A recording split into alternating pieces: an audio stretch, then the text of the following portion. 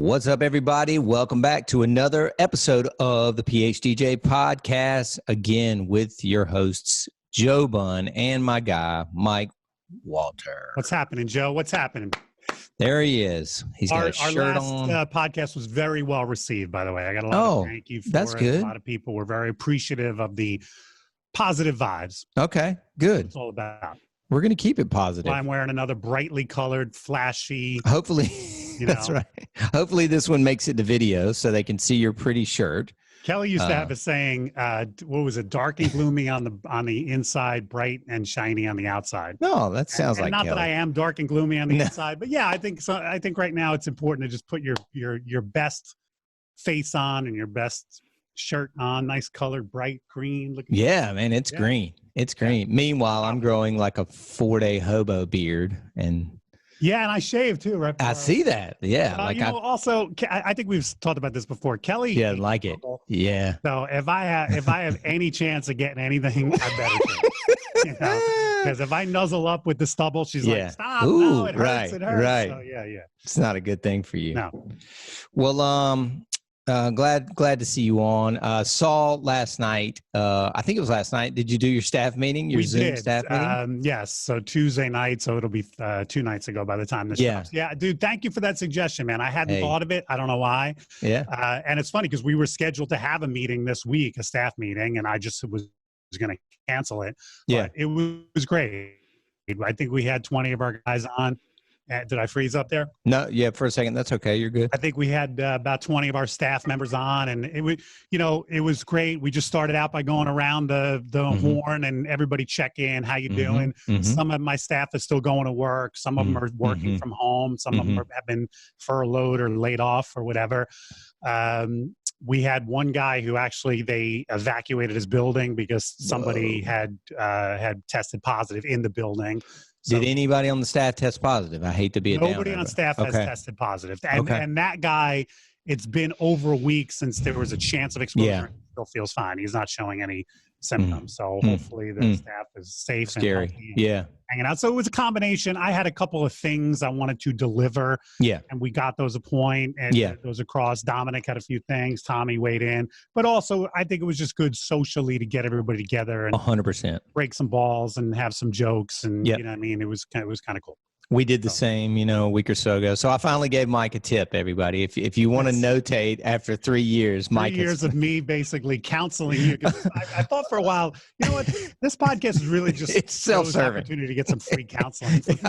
This little Post-it pad sits on my desk, and the entire podcast, I'm just basically taking notes from. But no, Mike. that is an exaggeration. I'm sure I've learned more than that. But it was really great, and we'll probably do another one a week from now. Yeah, for sure, man. And I think you could also do one, like I was saying, a more non-business one, like you said, just social hour. Everybody grab a beer, hop on, check in, what's going on. And I don't know, man, it's a good way to keep up with your staff during this really time. Good. If anyone is listening and has, any kind of staffing, even if it's just 2 or 3 people.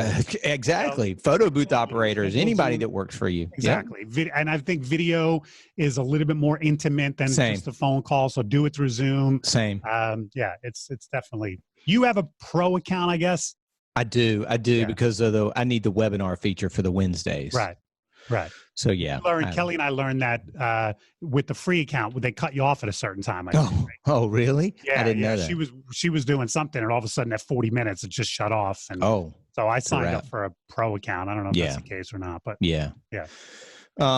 Okay, so that's good. Mike, do you I was going to ask you this. I was riding here today. Do you feel like in the last 10 plus years, is this the longest you've ever gone without playing? Not yet. By the end of this, it will be. But no, because I've had some good You had some long vacations, right? And also in the wintertime, I often don't take an event. That's true. Because I want, the few events that are coming in, I want my staff to have them. I want Tommy to be out there working, Dominic if he wants a gig. So no, I mean, but by the end of this, it definitely will be the longest streak. Do you want to weigh in? Just is it still positive to weigh in on when it's funny, we did that at the end of the staff meeting last night.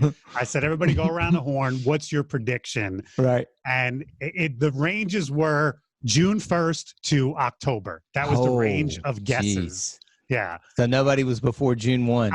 I think I will do a wedding in June. That's my prediction. I'm not sure when. Yeah. But I think at some point in June, I'm going to be doing an event. I'm with you. I'm sticking with mine. Somebody tried to sway me, but I'm sticking with that. Speaking of other predictions and being on another call the other night with some other DJs, a listener and a friend of mine, Sam Luba, was very young. He's only 21, I think. Super, super ill down in Greenville, South Carolina. Works for Justin Reed. You know Justin. Super ill? He was ill. Like he thought he had coronavirus. Tested negative. Weird because that's one of those words that, like, do you mean ill? No, like no, illin, he was ill. No, like he was ill, like sick. Wow. And man, was just, I mean, he was in the hospital at least 5-6 days. Anyway, the good news of the story, Sam Luba, who listens to this and does all my lighting remotely and does all the lighting for the people in the vault, is out of the hospital. He's home. So shout out to him. Round of applause for him. Thank God. He basically had double pneumonia. Positive? No, he did not test positive. He just had like pneumonia in both lungs. His fever was going 94 down. But it to, wasn't coronavirus. I mean, 104 to like 96, like up and down. Jesus. And so, you know, the funny thing was he gets home from the hospital and we get on a call. And everybody's like, blah, blah, blah. And then first question, of course, any hot nurses? And he's like, no. And then everybody's like, all right, let's do round table. What's his hospital bill going to be? And like, so, you know, I'm like, okay, I think he's under 100K. Did he go in an ambulance? And then everybody made fun of me for saying ambulance. Ambulance. Really? And they're like, no. And I'm like, all right, did he ever go to ICU? Like, actually, and they're like, no. And I'm like, okay, I think he's under 100K. And then other people are like, oh no, I went one time and got stitches and it was 25K, you know. Does he have insurance or is that going to be? Yeah. God, well, I don't know. Maybe that wasn't a thing to be. I didn't start the conversation. I just weighed in under 100K was my prediction. Yeah. I mean, listen, we're joking about it, but it is kind of sad that, I mean, this is the only civilized country in the world where you can go bankrupt for going to the doctor. Yeah, you know. Absolutely. It's ridiculous. It's a racket. Crazy. All right. Well, let's talk about something else I saw on social media. You know, Mike and I are so close that I think he sees my stuff early on in the algorithm and I see his stuff early on in the algorithm. And I love that. And we are close and, you know, we talk every week, obviously on here as well. But so let's talk about 2-3 days ago, the 7-year Walter wedding anniversary. That's right. Monday was Kelly and my 7th anniversary. We've entered, as Kelly keeps pointing out, I don't know if she's trying to tell me something or not, but we've entered the 7-year itch. So I guess if we get through this year, we'll be okay. I forgot about that. Yeah. I forgot about that term, 7-year itch. Well, hopefully y'all, I know y'all are going to make it. Excuse me. Y'all are an awesome couple. Thank you. And I saw a little bit about this, and you know, this is obviously I know where you would have gone and some of what you would have done, but kind of walk us through what the celebration was in the age of a pandemic. So to me, this was the typical turning lemons into lemonade. Yeah. You know, anniversary was Monday, which is a crappy day for an anniversary. So we planned on celebrating it Sunday. Yeah. I was supposed to have weddings on Friday and Saturday. So Sunday was the perfect night. And there's a restaurant we've been wanting to go to in Staten Island for quite some time. How far is that from you? Just for what's that? How far is that from you? Like for non-Jerseyites? Half hour maybe. Oh, okay. Yeah. But apparently it's a great restaurant. We've never been there. You have to get a reservation way in advance. I think they're only open Thursday, Friday, Saturday, Sunday. So it's a really exclusive place. So made the reservation. That was our plan. Obviously, you know, a week or two beforehand, we realized that shit's not happening. So you know, as far as I knew, we were just canceling those plans and we were going to cook at home. Yeah. Well, Kelly had other plans. She got in touch with friends of ours who own a different restaurant, the one right up the street. Yeah, right. The husband is the chef, fantastic chef, does a great job. She brought them in through Zoom and they did a cooking class for us. Dude, that is so... And we made tortellini. So we had... And the way Kelly set it up was we decided we were going to do lasagna. So Kelly and I like to make the pasta. So we made pasta. But before we rolled it out, that's when she surprised me with the Zoom call. Dude. And we've got Chris and Tanya on the Zoom. Yeah. And they showed us how to roll out. I had never made tortellini. Yeah, me neither. So they showed us how to make the filling and then how to cut the little squares of the pasta. And basically, did you ever smoke pot? No, I don't smoke pot. So you never rolled it? No, I never. So it's funny because it's a very similar hand gesture. Once you pull square over, kind of rolling it, like I felt like I was back in high school. I haven't rolled a joint in probably 30 years, but it felt like I was rolling a joint and then leaving the little, and then you'd wrap it around your finger to make that little bow, you know? Yeah. And I was pretty proud. Kelly, it looked good. It looked good. Really good. And Kelly had made the sauce earlier in the day. Yeah. And again, under the ruse that we were making it for lasagna. Sure. But it was a great. I mean, I think it was even better than if there was no virus and we had gone to this restaurant. I mean, because it was interactive, it was fun. We loved this couple, so we had a fun time just kind of shooting the shit with them on the Zoom call. And they were bored to tears. I thought of it as just a perfect way. Like Kelly did a fantastic job of, okay, this sucks. This canceled our plans, but what else can we do? That was cool, man. There's a special place in heaven for that woman. I'm positive of it. Because she's put up with me for 7 years. That, and then just she works with elderly people and she teaches yoga. She's just a very angelic type person. She has a huge heart. Yeah, huge.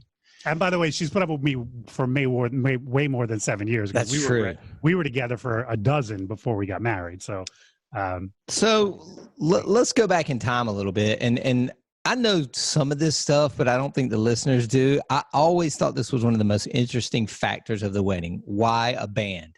I have been asked that by a number of people. I was actually told by somebody before my wedding when I had mentioned I'm in a band. He's like, dude, you can't do that. You're an icon in the DJ industry. What does that tell people about DJs versus bands? And right. Dude, slow your roll. You're taking it too far. I'm gonna hurt the DJ industry by having a band.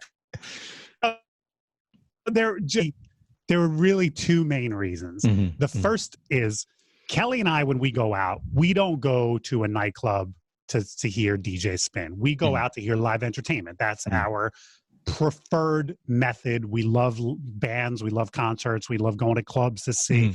So that's number one.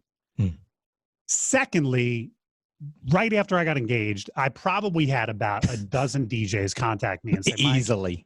I saw you got engaged. I would be honored. It would be my gift. I would love to be your DJ. Yeah. So if I had said yes to one of those, I would have had to say no to 11 of them. 11, right. So it sort of goes to the point I've made, when the Oscar awards take place and you see an actor bring his mom to the Oscars, everybody goes, oh, how sweet. Isn't that sweet? I go, no. That guy's dating 7 or 8 women. Absolutely. So, and if he brought one of those women, then the other, the game is up. He blows his whole game up. But bringing your mom, so I mean that's a secondary reason. But I've never thought about that, man. I would have had to basically say no to, hey, I picked this guy. Well, why'd you pick this guy? I offered, and I wasn't gonna do like a battle of the DJs and have like 8 guys spin at my wedding. So those are the two. But the first reason is the main reason.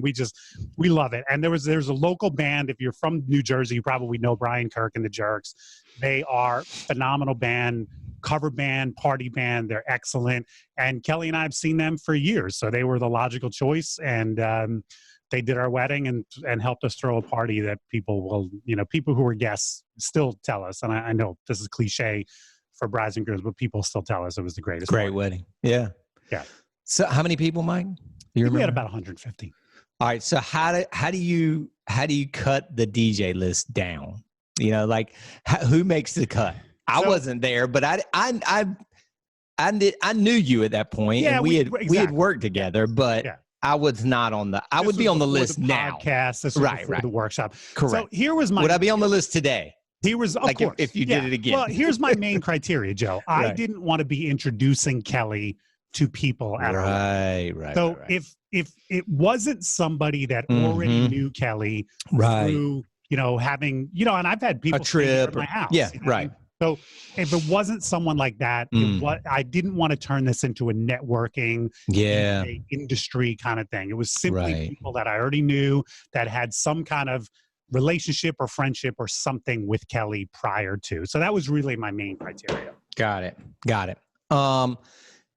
Was there any sort of theme or did you have to dress a certain way or not dress, but Kelly and I did a very unique wedding invitation. We sent out a video. We shot a video. I know this, and I shared that on Facebook this week too. So if you want to go back on my page and see it, it's really basically cool. If you remember, 2013 was the year that the Mayans said, and I know this is topical now because it feels like the world is ending, but 2013 was a year where the Mayans said the world was going to end. And that was the big hype. Or actually, it was the year before that. So the premise of the video was that I figured out that the Mayans had it all wrong, that the world was going to end on March 31st, 2013, meaning the day after we got married. Yeah. And we discovered that the only way to save the world from ending was the night before that. There had to be a big wedding and a grand celebration and everything else. So that was the theme of our wedding. Come to our wedding, help us celebrate and save the world. So did y'all do that internally? That kind of became the theme. Save the day, save the world was like the theme. Did y'all do that internally? Did Elite make that? I did. One of the guys who works for our photo company, Matthew and Jeff Kaufman, they were shooting video at the time. I don't know if they still are or not, but yeah, I mean, they threw it together. I wrote the script, if you will, and storyboarded it. And we shot it all in one day. Yeah. And obviously the funniest thing is, as often are the outtakes, bloopers. The bloopers. Because I gave Kelly the script like a week in advance, but she never took the time. So we basically had to have cue cards taped all over the house. And at one point, she and I are having a conversation, and I she's looking over her shoulder. And she's waiting, and she finally goes, well, if Jeff would get out of my way so I could see my cue card. So the bloopers were better than the actual video. Yeah. But yeah, that's so. And nowadays, we probably would just deliver that to our guests digitally, but we actually printed up DVDs and sent them out to our guests. Right. So that just became the theme of the wedding. Yeah.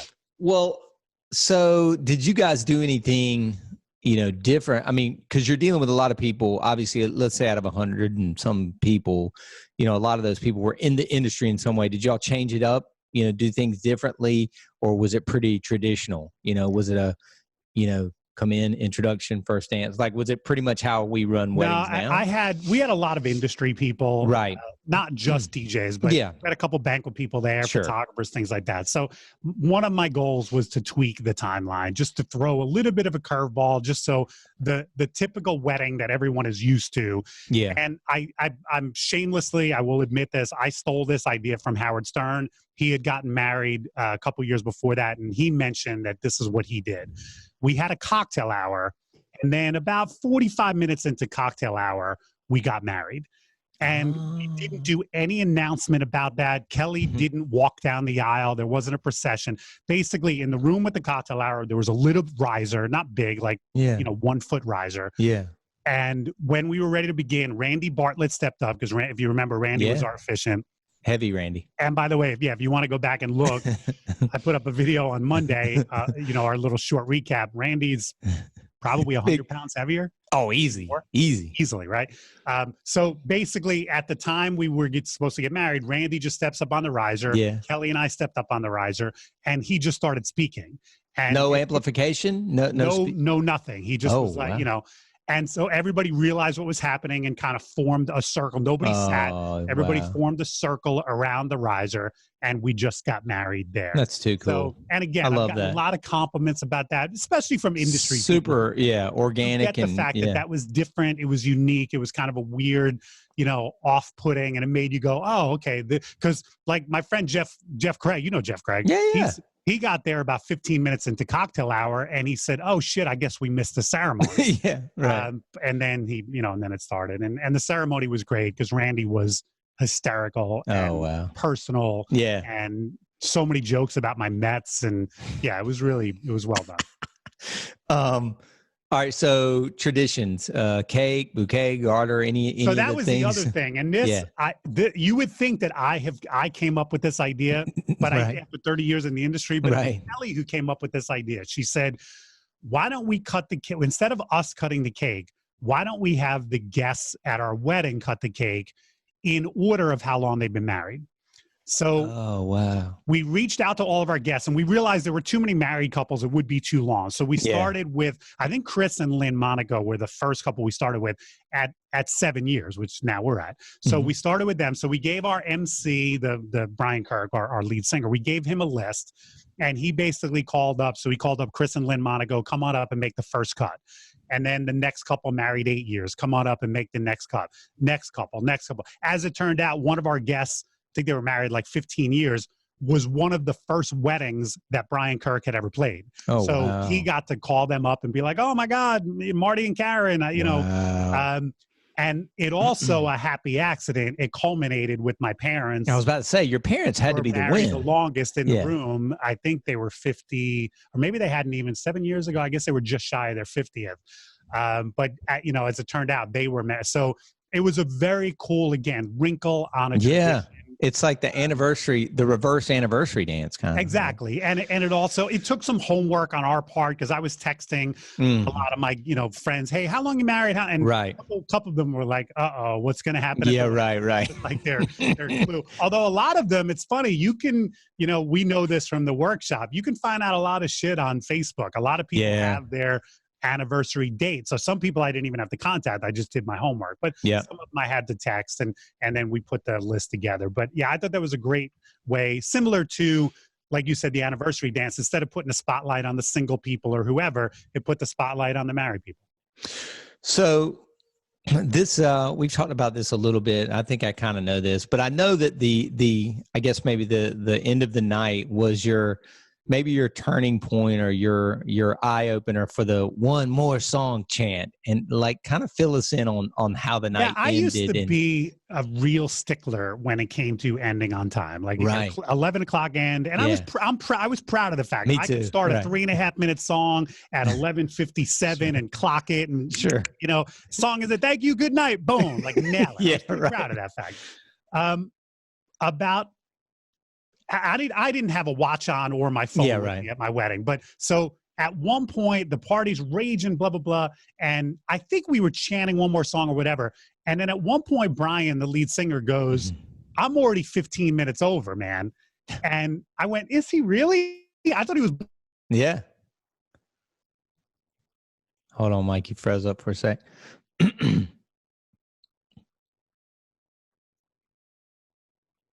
Time. Hold on. You froze up for a second. You go, well, he goes, I'm 15 minutes over, and you go, is he really? And then what happened? And someone said, yeah, he is. It's 11:15 right now. Oh. And I was shocked. And then he did, I think, 1 or 2 more songs. Jeez. Yeah. So I just, from that moment on, I was like, yeah, what the hell? I get the feeling. Yeah. 5 minutes in anybody's life. I mean, hopefully this whole thing, you know, because there are some banquet halls that literally are standing next to you at 10. No, yeah, you've told me that. You know, you better cut this song off. But I mean, there's also a lot of cool banquet halls we work with that are like, who cares? Give me an extra song. And also you're so established in the market that you're now saying, like, if the guy's standing beside you, you're like, listen, Kevin, I'm going to play one more. Like, just. It's 5 minutes. Well, listen, if I feel like I have a super rowdy crowd and a maitre d' like that, I will ask him, hey, do me a favor, just stand right here. Yeah. And when that one more song chant starts, I look at him like this and I go, your call, man. Like, I'm putting him on the spot. So everyone can see, like if he goes like this and gets the cutoff sign, sorry, peeps, look, that's the guy. That's He'll the dude, pull my plug. But I've had some maitre d's who are pretty strict, putting that and then go, all right, do one more song. And, you know, my point with banquet halls is there's nothing you can't do during that one last song. You could turn the house lights up. People love that. People love dancing the house. And they're like, yeah, we dance. You can stack chairs. You can clear tables. You can shut the bar down. You can do whatever you want from 11 to 11:04 that you would have done. So it doesn't make a difference in anybody. So, yeah, I mean, that moment at my wedding when Kirk played till like 11:20 was like, why do I sweat?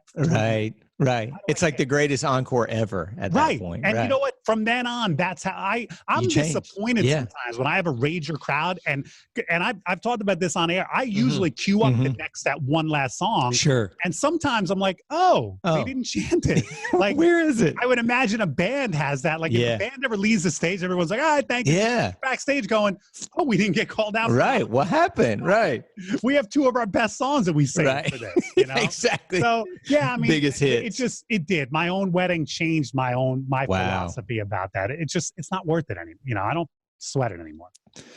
Especially now, especially in this day and age. Exactly. I think once we come back from this, hopefully we'll all have a they're gonna have to, the clown guy that comes out of the Apollo and ropes you off the stage. They're gonna have to have that guy come out. Stop playing. No, really, bro, stop playing. I'm still going. Well, man, this has been great. This is. I think this was a good diversion. We didn't even bring up the C word. That's right. That's right. Well, guys, thank you as always for listening. Please leave us a review if you haven't done so in iTunes. Anything and else? And the Facebook page too. That's slowly growing. What is it? Yes. PHDJ Podcast Discussion Group. Yeah, make sure you're a member of that. We got some nice little discussions going on in there, and just ask to be a member, and we'll definitely approve you ASAP. And that's about it. All right, Joe. Thank you. Thanks for letting me reminisce. Yeah, man. It's good times. Good times. Cool. Thanks for listening, everybody.